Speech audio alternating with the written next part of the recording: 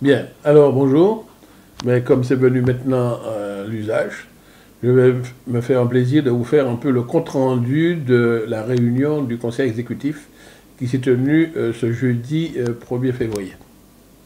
Nous avions 59 points inscrits à l'ordre du jour. La réunion a été présidée par le président Marie-Jeanne en personne. Alors je peux passer en revue un petit peu les différentes rubriques. D'abord celle de la formation professionnelle. Alors, nous avons eu à examiner à la fois des demandes de demandeurs d'emploi qui veulent faire leur formation en Martinique, donc nous avons accordé les aides. Alors, je rappelle que ces demandeurs d'emploi déposent leur dossier à Pôle emploi qui ensuite nous les fait remonter.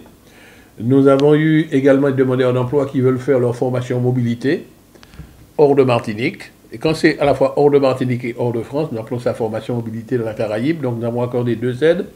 Et nous avions eu accordé également des aides pour la formation continue de salariés, 2 du secteur privé, 2 du secteur public. Et je rappelle que les aides de la CTF viennent en complément, soit des aides des employeurs de ces salariés ou de leur OPCA, des organismes paritaires collecteurs agréés. Donc il y a eu 4 dossiers qui ont été acceptés. Dans le domaine routier, j'ai eu personnellement à présenter un avant-projet d'aménagement d'un carrefour de territoire de Rivière-Pilote. C'est sous la RN 8, cette route nationale qui relie Rivière-Pilote à Petit-Bourg-Rivière-Salée. Et dans un quartier qui s'appelle Concorde, il y a une entrée, Monroche-Concorde, où il y a une insécurité routière là, parce que les gens qui sortent du quartier, ils n'ont pas de visibilité sur la route et le carrefour se fait dans un virage. Donc nous avions présenté plusieurs options et celle qui a été retenue par le Conseil exécutif, c'est une option d'un giratoire. Donc nous allons étudier ce giratoire, nous évaluons à peu près à 2,5 millions. Donc les études d'avant-projet définitifs vont être faites et par la suite, ça donnera lieu à des travaux. Mais pour l'instant, nous étions en train de prendre un dossier de prise en considération. Nous avons également dans le domaine social eu à examiner des aides à attribuer à de nombreuses familles. Ce sont les assistantes sociales qui font les enquêtes sociales et qui font remonter. Et nous avons eu à attribuer des aides exceptionnelles à 57 familles qui sont en situation difficile. De même que nous avons eu à accorder des subventions à des associations qui interviennent dans le champ social, soit pour les personnes en situation de handicap ou bien auprès des personnes âgées. Dans le domaine de la santé, vous savez qu'il y a un débat actuellement qui est en cours, qui a ressurgi, c'est concernant les effets néfastes du chlordécone sur la santé des Martiniquais.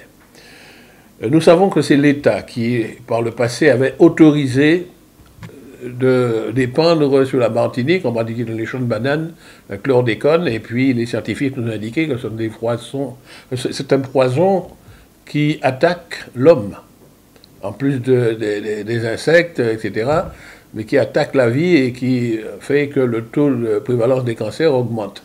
Eh bien, nous voulons nous associer à toutes ces protestations et une motion sera présentée à notre prochaine plénière pour définir la position de notre collectivité sur cette question et nous comptons interpeller l'État là-dessus par le biais d'une motion.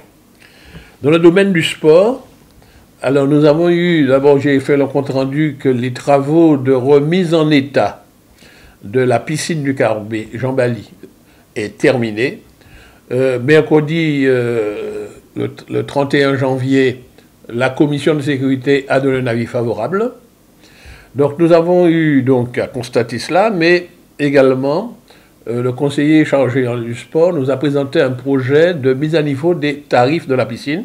Et c'est notre prochaine plénière qui aura à voter le tarif, puisque maintenant la piscine va réouvrir, le président Marie-Jeanne va bientôt l'inaugurer, ce sera ouvert au public, donc il va définir les conditions de son exploitation. Donc bientôt, le public connaîtra le nouveau tarif retenu par la CTM.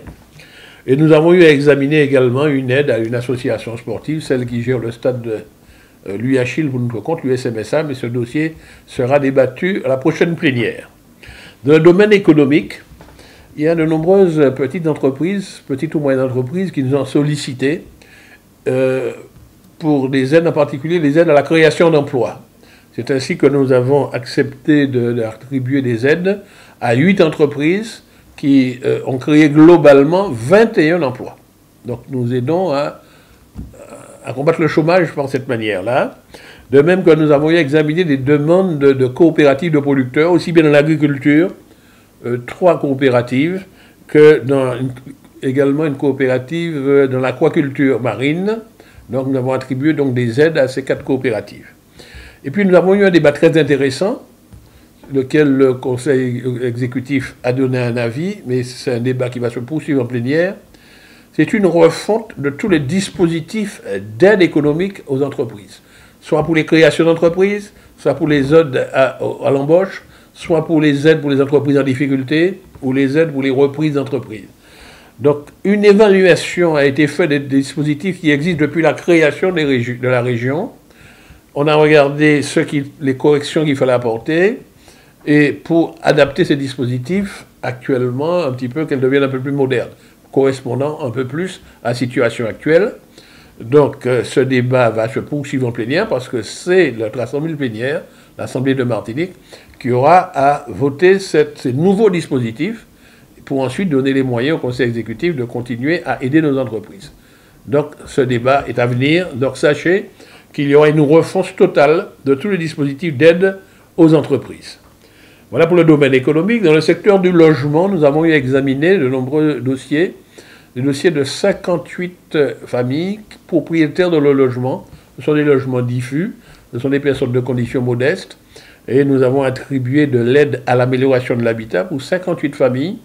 Alors je rappelle que ce sont des familles, et c'est ce qu'il faut faire, qui ont présenté leur dossier par le biais des opérateurs sociaux agréés.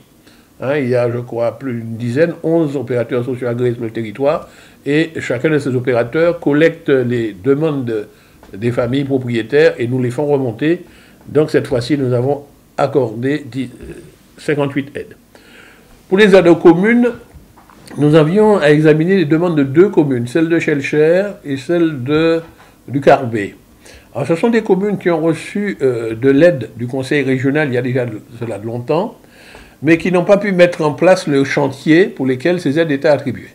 Bon, théoriquement, au bout d'un certain temps, de 4 années, les aides sont perdues. Mais ces maires nous ont écrit au président Marie-Jeanne pour voir si on pouvait réaffecter les aides sur d'autres chantiers. Et après un débat au Conseil exécutif, nous avons donné un avis favorable. Cette affaire sera tranchée en plénière. Alors, pour une transparence, pour le Carbet, c'était des aides pour l'aménagement de la place Jules Grévy, qui était devant la mairie, et que le maire demande à réaffecter sur un centre sportif, pour faciliter l'accessibilité d'un centre sportif du Carbet. Et pour Chelcher, c'est des aides qui sont réaffectées, d'une part pour la réhabilitation du parcours de santé de Terreville, et également comme aide complémentaire pour 2 espaces à caractère commerciaux qui se font à Lance-Madame, toujours à Chelcher. Également, dans les fonds européens, nous avons passé de nombreux dossiers. Il y a eu, si j'ai bonne mémoire, 22 dossiers en tout.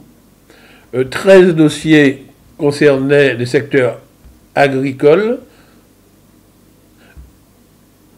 mais également le secteur agricole aussi mène de la banane, de la canne, que la diversification. Mais précisément, il y en avait 5 de la banane et de la canne, et 13 pour la diversification, qui étaient attribués.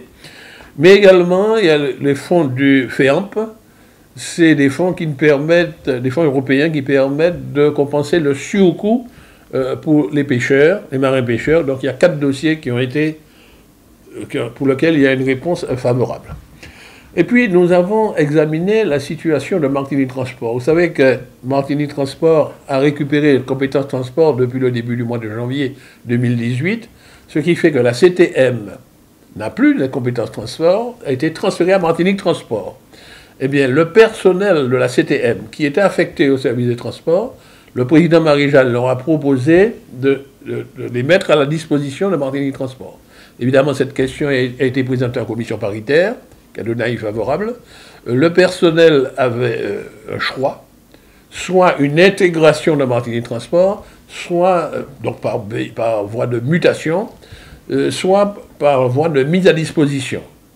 Donc certains ont choisi l'une et l'autre des options, et cela représente globalement 25 personnels de la CTM qui seront transférés à temps plein à Martinique Transport sur un statut ou sur un autre.